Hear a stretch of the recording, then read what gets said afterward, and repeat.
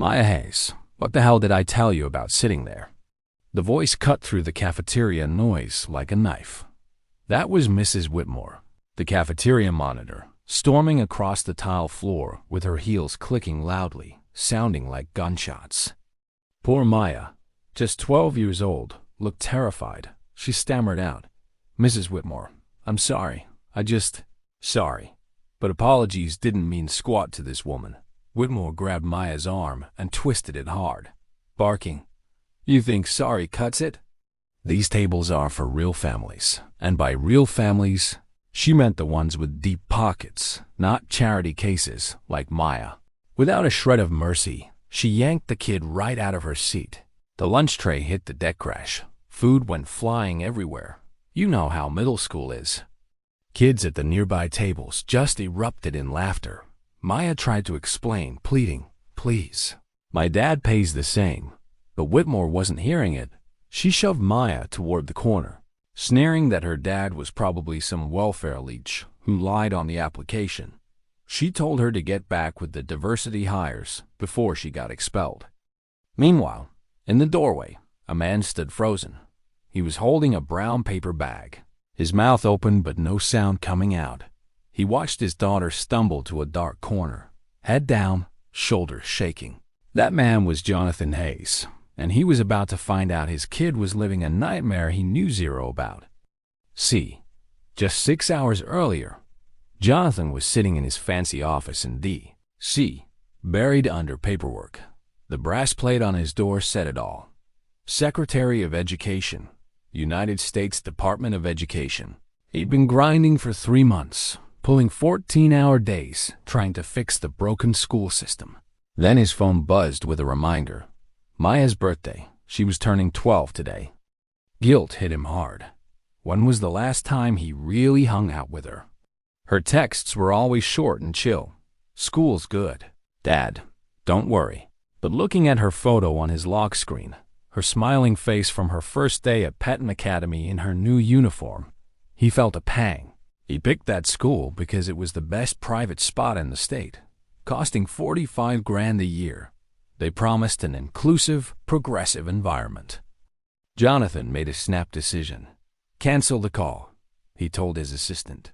He grabbed his coat and said, "I'm going to see my daughter."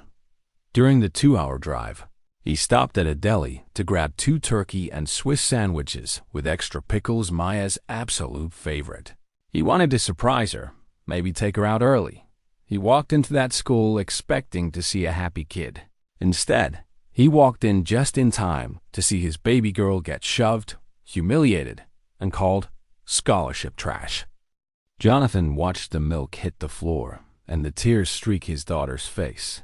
He was the most powerful man in American education, and he was standing there paralyzed while a cafeteria lady treated his daughter like garbage. But when he finally snapped out of it, he didn't just get mad. He got smart, and he reached for his pocket. Jonathan stood there, completely paralyzed for a second. His brain just couldn't process what his eyes were seeing. This was Peton Academy? The place with the glossy brochures and the diversity awards on the website? It felt like a bad dream. Maya was picking herself up off the floor, milk soaking into her uniform. Mrs. Whitmore was towering over her, face twisted up in disgust, ordering her to clean it up. Maya, hands shaking, knelt down to gather the trash while other students literally stepped over her. One kid even kicked a piece of bread further away just to be a jerk. Jonathan almost ran over there, but then he stopped. He told himself, "Wait, look, understand what's happening here." He stepped behind a support column, pulled out his phone, and hit record. The camera lens revealed the ugly truth of the room like a curtain being pulled back. In the center, premium tables with cushioned chairs, bathed in sunlight. About 40 kids were chilling there, laughing and eating. Every single one of them was white. Then, the camera panned to the far corner near the kitchen trash cans and the loading dock. Hard wooden benches, flickering fluorescent lights that buzzed like crazy. Sitting there were 7 students, all black or Latino, keeping their heads down, trying to be invisible. It was like a wall ran down the middle of the room. Not a physical one, but it was definitely there. Jonathan's chest tightened. How did he miss this? Maya finished cleaning her mess and walked toward the shadow section. Suddenly, a group of white girls stood up. The ringleader was Brittany Whitmore, the granddaughter of the cafeteria lady. "Watch where you're going, scholarship girl," she spat. Maya tried to apologize, but Brittany shoved her shoulder and said, "You just need to remember your place. My grandmother runs this cafeteria. She says you people should eat outside with the garbage." The table nearby erupted in laughter. Phones came out to record the entertainment. Maya just kept her head down and sat alone at the end of a bench. Even the other kids of color stayed away from her, like her bad luck was contagious. Jonathan was gripping the column so hard, his knuckles turned white. Keeping the camera steady, he watched a young Latina teacher walk past. She saw Maya crying, but just kept walking. An older white male teacher saw the shove and did absolutely nothing. Just kept chatting and laughing. That's when it hit Jonathan. The system wasn't broken here. It was working exactly how they designed it. Jonathan had been filming for a while now, capturing every second of the abuse. But just when he thought he had seen enough to shut the place down, Mrs. Whitmore came back for round 2. And this time, she wasn't just going to use words. She was about to get physical again, right in front of the wrong father. Mrs. Whitmore marched out of the kitchen area, looking like a general inspecting her troops. She scanned the premium tables with a satisfied nod, then zeroed in on the corner. She stomped over to Maya, her sensible shoes making a loud racket on the floor. "Maya Hayes," she barked. Maya jumped and said, "Yes, ma'am." "Did you try to sit at a premium table again?" Whitmore asked. Maya stammered, "I just thought maybe," but Whitmore cut her off. She grabbed the girl's chin and forced her to look up. "How many times do I have to explain this? Those tables are reserved for families who contribute, real families, not affirmative action cases." Maya tried to defend herself one more time. "My dad pays the same tuition as smack." The slap echoed through the cafeteria. It wasn't hard enough to leave a bruise, but it was hard enough to shock everyone into silence. Whitmore leaned in, inches from Maya's face.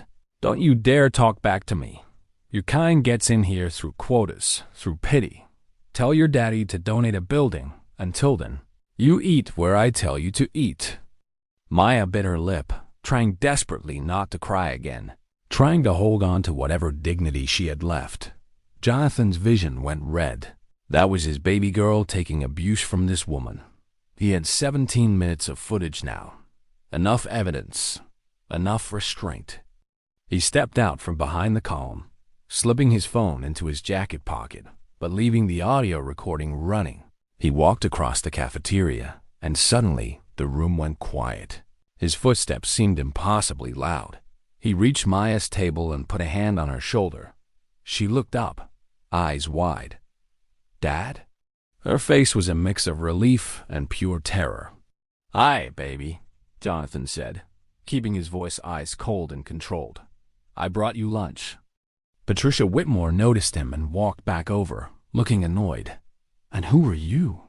she asked. Jonathan looked at her, memorizing her face. "I'm Maya's father, and we need to talk about what you've been doing to my daughter," he said. Whitmore looked him up and down and dismissed him instantly. "Your daughter has been repeatedly violating cafeteria protocols. She refuses to follow simple instructions about seating arrangements." "Seating arrangements?" Jonathan asked, his voice level. "You mean segregation?" The word hung in the air like smoke. Gasps rippled through the tables. Patricia turned red. "How dare you? This is about maintaining order. Your daughter sits where scholarship students sit. That's policy." "My daughter isn't on scholarship," Jonathan shot back. "I pay full tuition, $45,000. I've reviewed every file in this cafeteria." Patricia let out a mocking laugh. "Sure you do. And I'm supposed to believe a man who shows up in a cheap suit and drives a 10-year-old sedan pays $45,000. Please." Patricia thought she had him pegged. Just another broke parent she could push around. She was mocking his car, his suit, and his bank account. She had no clue that the cheap suit was covering a federal badge, or that the man she was insulting controlled the money for the entire U.S. school system. But before Jonathan could drop the hammer, the principal showed up to make things a whole lot worse. Just as things were heating up, a white man in a suit approached. It was Principal David Anderson. Jonathan recognized him from orientation. "Is there a problem here, Patricia?" Anderson asked, immediately taking her side without even asking Jonathan what happened. "This man is disrupting lunch service, harassing staff, and making baseless accusations," Patricia lied. Anderson frowned at Jonathan and said, "Sir, I'm going to have to ask you to leave campus." Jonathan held his ground. "I'm asking why my daughter is being segregated and abused." Anderson's voice dripped with condescension. "Segregated? That's a serious allegation. Do you have evidence?" Jonathan patted his pocket. "Yes, I do." "Let me see it," Anderson demanded. "No, not yet," Jonathan replied. Anderson's expression hardened. "Then you need to leave before I have security remove you." Patricia, feeling bold with the boss backing her up, jumped back in. "Do you know how many calls I get from parents complaining about diversity students?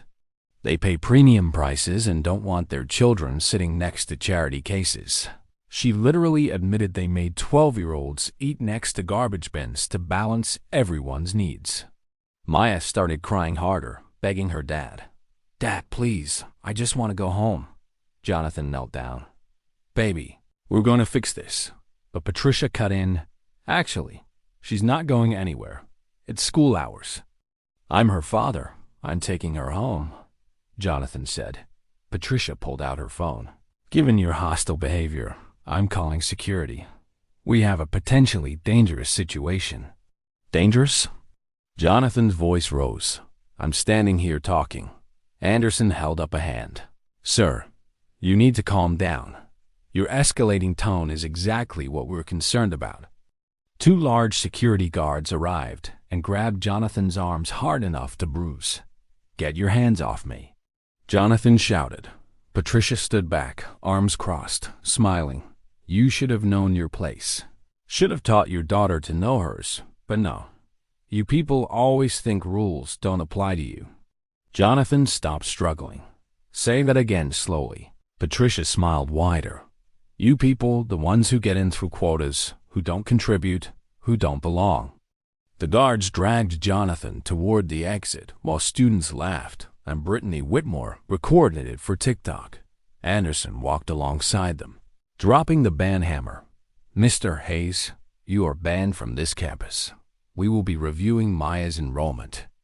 They threw him out like a common criminal. Anderson and Patricia high-fived as the doors slammed shut, thinking they had won, thinking they had just silenced a troublemaker. They had no idea that Jonathan still had his phone. The recording was still running, and he was about to make a phone call that would bring the wrath of the United States government down on their heads. The guards shoved Jonathan out the door, not hard enough to make him fall, but definitely hard enough to humiliate him in front of the other parents watching. Anderson stood in the doorway, blocking Maya from following her dad. "Miss Hayes, return to your seat. We'll discuss your behavioral issues later," he said coldly. Maya looked at her dad through the glass, eyes pleading for rescue. Jonathan couldn't break the door down, not yet. "Maya, listen to me," he yelled. "Go back inside. Keep your head up. Everything is about to change. I promise you. Just hold on for one more hour." Anderson slammed the door, and the lock clicked.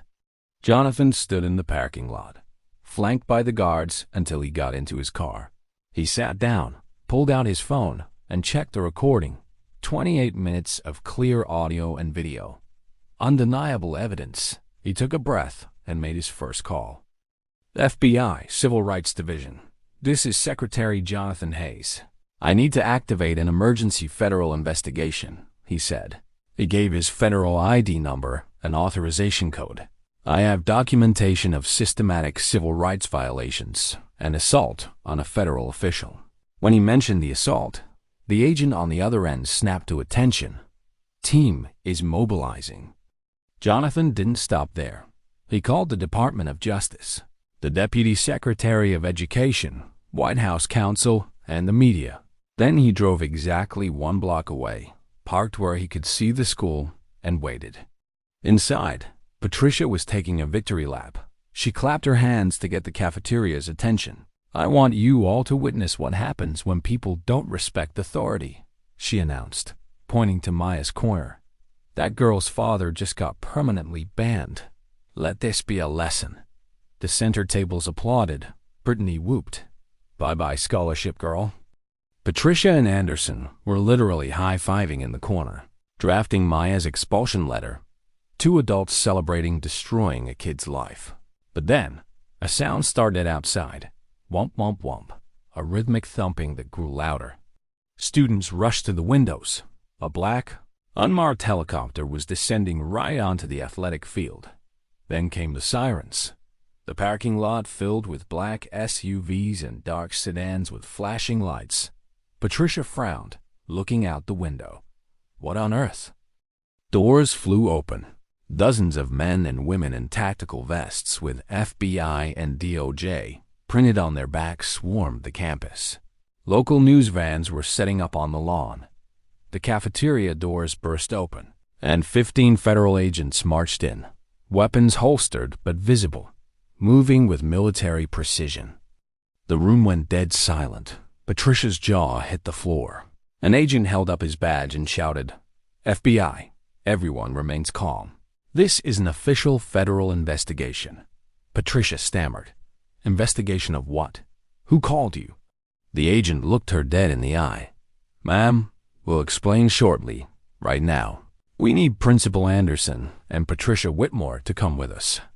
The agents weren't asking. They were commanding. "Please come with us to your office now," they told Anderson and Patricia. The 2 of them exchanged nervous glances. Still confused, but thinking their authority might save them, they walked to the main office, flanked by agents like suspects in a cop show. When the office door opened, they saw that agents had already secured the room computers, files. Everything was under control. And sitting right there in Principal Anderson's chair, calm as a Sunday morning, was Jonathan Hayes. Patricia's eyes went wide. "You?" she gasped. "Get out of my chair. Security." An agent stepped forward immediately. "Ma'am, sit down." The command was so sharp it left no room for argument. Patricia sat. Anderson practically collapsed into the other chair. Jonathan stood up, reached into his jacket, and pulled out a leather credential case. He slapped it on the desk and flipped it open. The federal seal gleamed under the lights. United States Department of Education, Office of the Secretary, Jonathan Hayes. It read. The words hit them like bullets. Patricia turned white, then gray. "Secretary? You're the Secretary of Education?" She whispered. "Yes," Jonathan said. "The person who controls every federal dollar that flows into this institution." Anderson made a choking sound. His eyes rolled back, and he slumped forward, fainting dead away. An agent had to catch him before he hit the desk. Jonathan didn't waste time. He plugged his phone into Anderson's computer and threw the video up on the large wall monitor. "I'm going to show you something," he said. The video played crystal clear. Patricia grouting Maya, the slap, the "you people" comments, the segregation, all 28 minutes of it. "That's out of context." Patricia tried to argue, shaking her head. "Out of context?" Jonathan asked calmly. "Which part? The part where you hit my daughter? Or the part where you admitted to segregating children based on income?" Anderson came to, saw the video of himself ordering Jonathan's removal, and muttered, "Oh my God." Jonathan dropped the hammer. "As we speak, your federal funding is being frozen. $12 million. Gone. I did it 30 minutes ago." Patricia gasped. "You can't." "I can, and I did." Jonathan turned to the lead agent. "Agent Morrison, please read them their rights." Patricia shot to her feet, screaming, "Wait! If I'd known who you were." "If you'd known, you would have what? Treated my daughter like a human being because her father has power?" Jonathan leaned in. "That's exactly the problem." Agent Morrison stepped in. "Patricia Whitmore, David Anderson." You are under arrest for violation of federal civil rights law. The handcuffs clicked. Patricia started crying for real now, pure terror. Please, not in front of everyone. They begged for mercy, but they didn't get any. The agents marched them out through the main office, past the students watching through the windows, and right out the front door. The cameras were waiting. Patricia Whitmore, the woman who terrorized children for years, was dragged out in cuffs, destroyed, while the whole world watched. But Jonathan wasn't done yet. He had a school to address. With the villains in the back of an FBI car, Deputy Secretary Maria Carter arrived and declared the building under federal oversight. She ordered an emergency assembly immediately. Chaos erupted as teachers tried to corral panicked students into the gymnasium. Maya was still frozen in her corner until a young Latina teacher, Miss Rodriguez, knelt beside her. "Honey, is that man really your father? The Secretary of Education?" she asked. Maya just nodded. The dynamic had shifted instantly. The girl they mocked now held all the power. Brittany Whitmore was frantically texting her grandma, but the FBI had already subpoenaed the servers. Every text and video was evidence now. The gym filled up with 450 students and 60 staff members. Federal agents lined the walls, looking intimidating as hell. Jonathan walked to center court with the deputy secretary. Silence fell over the room. "My name is Jonathan Hayes, United States Secretary of Education. Maya Hayes' father," he announced. Gasps rippled through the crowd. "This morning, I came to bring my daughter lunch. Instead, I witnessed federal crimes, civil rights violations, and child abuse."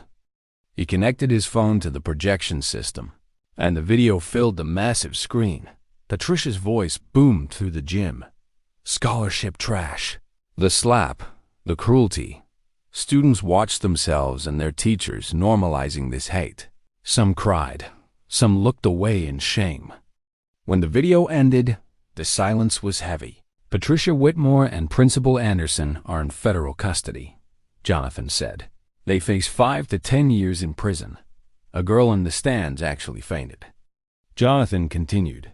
"This school received $12 million in federal funding. You violated every requirement. Your funding is frozen. If we confirm systematic discrimination, this school could close permanently." Teachers started sobbing. Their careers were flashing before their eyes. But first, Jonathan pointed to Maya. "Every student who was segregated and abused will receive a public apology." He called the students of color to center court. 14 kids moved forward slowly, Maya among them. Jonathan knelt before Maya in front of everyone. "A baby, I'm sorry. I didn't know. Sorry I failed to protect you." Maya collapsed into his arms, letting out months of pain.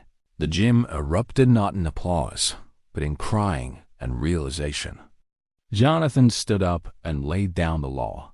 "Starting today, everything changes. Federal monitors will be here daily.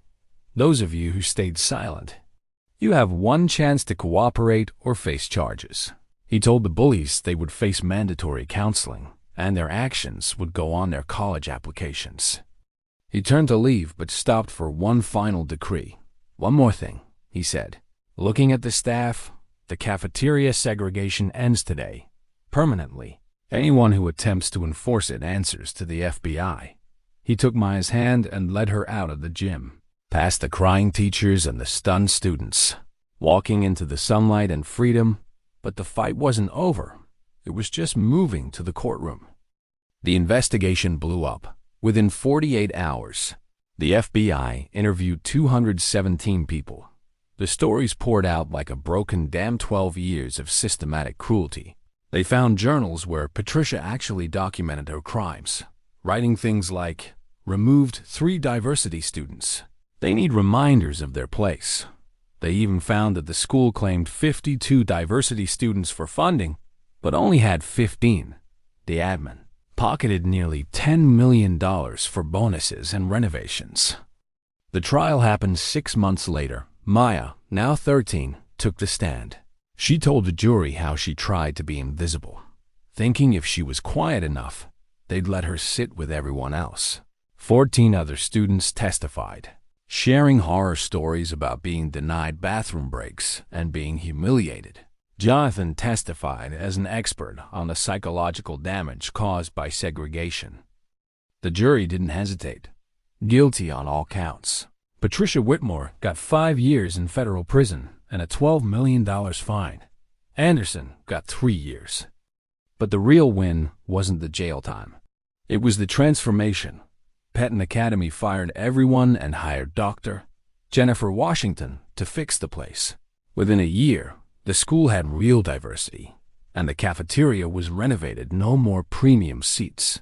They renamed the community space Maya Hayes Justice Hall. Congress passed the Educational Equity and Transparency Act, known as Maya's Law, 8 months later. It required private schools taking federal money to report all their data. If they discriminated, they lost their funding. A national hotline was created, receiving 3,000 reports in the first year alone. 3 years later, Maya stood at the podium in Peton's auditorium as valedictorian. She was heading to Harvard on a full scholarship. She looked out at the crowd, her dad in the front row. "My father came to bring me lunch, just lunch," she said. Instead, he discovered I was living in hell. He could have just taken me home, but he didn't. He chose justice. Jonathan joined her on stage. He held up his phone, the weapon that took down the system. This device recorded 28 minutes that changed everything. You have that power too. Document, record, report. They walked off stage together, leaving behind a school that was completely changed. The cafeteria segregation was gone. The bad guys were in prison, and Maya Hayes wasn't the scared girl in the corner anymore. She was a warrior. Rehook. As they drove away, Maya asked, "Dad, do you think we really changed things?" Jonathan smiled. "Yes, but not enough. Not yet. So we keep going." One lunch visit changed history, but there are still kids eating alone in corners right now. The question is, when you see it, will you look away? Or will you be the one to change everything?